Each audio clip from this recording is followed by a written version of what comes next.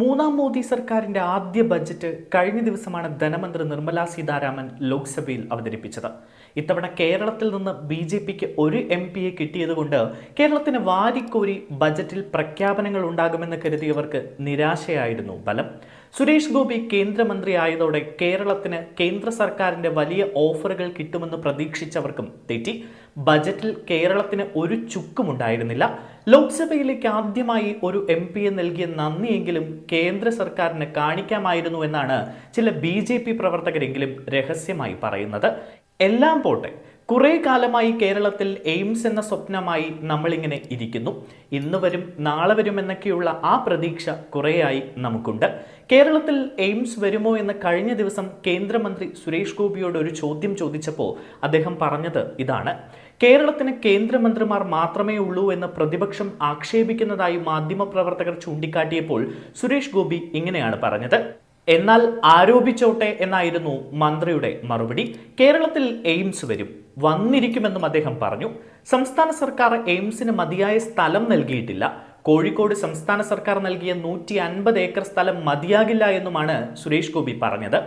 എന്നാൽ കേരളത്തിൽ എയിംസ് പ്രഖ്യാപിക്കാത്തത് സംസ്ഥാനം സ്ഥലം ഏറ്റെടുത്ത് നൽകാത്തത് കൊണ്ടെന്ന കേന്ദ്രമന്ത്രി സുരേഷ് ഗോപിയുടെ വാദം തെറ്റെന്ന് സംസ്ഥാന സർക്കാർ പുറത്തുവിടുന്ന കണക്കുകൾ വ്യക്തമാക്കുന്നു. ഇത് സംബന്ധിച്ച വാർത്ത ഏഷ്യാനെറ്റ് ന്യൂസ് ആണ് റിപ്പോർട്ട് ചെയ്തിരിക്കുന്നത്. കോഴിക്കോട് കിനാലൂരിൽ 250 ഏക്കറോളം ഭൂമി പദ്ധതിക്കായി ഏറ്റെടുക്കാനുള്ള നടപടികൾ അന്തിമഘട്ടത്തിലാണ്.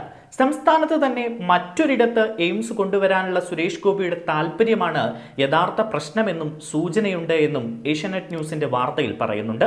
ദില്ലിയിലെ all India institute of medical സയൻസിന്റെ മാതൃകയിൽ നൂതന ചികിത്സയും മെഡിക്കൽ വിദ്യാഭ്യാസവും ഉറപ്പാക്കുന്ന എയിംസ് ആശുപത്രി കേരളത്തിലും സ്ഥാപിക്കണമെന്ന ആവശ്യം ഇത് സംബന്ധിച്ച് ചർച്ചകളും തുടങ്ങിയിട്ട് കുറേ വർഷങ്ങളായി.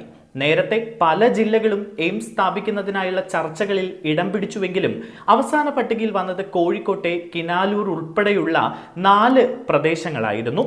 ഒടുവിൽ ഭൂമിയുടെ ലഭ്യതയും മറ്റു ഘടകങ്ങളും പരിഗണിച്ച് കോഴിക്കോട്ടെ കിനാലൂരിൽ എയിംസ് സ്ഥാപിക്കുന്നതാകും ഉചിതമെന്ന് സംസ്ഥാന സർക്കാർ നിലപാടെടുത്തു.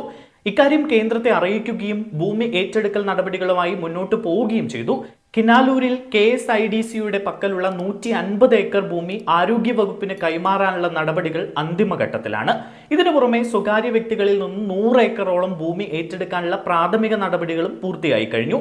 കാര്യങ്ങൾ ഇങ്ങനെ നിൽക്കുമ്പോഴാണ് കേന്ദ്ര ബജറ്റിന് പിന്നാലെ ഭൂമി ഏറ്റെടുക്കൽ കാര്യത്തിൽ കേരളം വീഴ്ച വരുത്തി എന്ന നിലയിലുള്ള കേന്ദ്രമന്ത്രി സുരേഷ് ഗോപിയുടെ പ്രസ്താവന. കിനാലൂരിൽ എയിംസ് സ്ഥാപിക്കുന്ന കാര്യത്തിൽ സംസ്ഥാന സർക്കാരിന് ഏകാഭിപ്രായമാണ് എങ്കിലും കോൺഗ്രസിനും ബി.ജെ.പിക്കും ഇക്കാര്യത്തിൽ വ്യത്യസ്ത നിലപാടുകളാണ് ഉള്ളത്.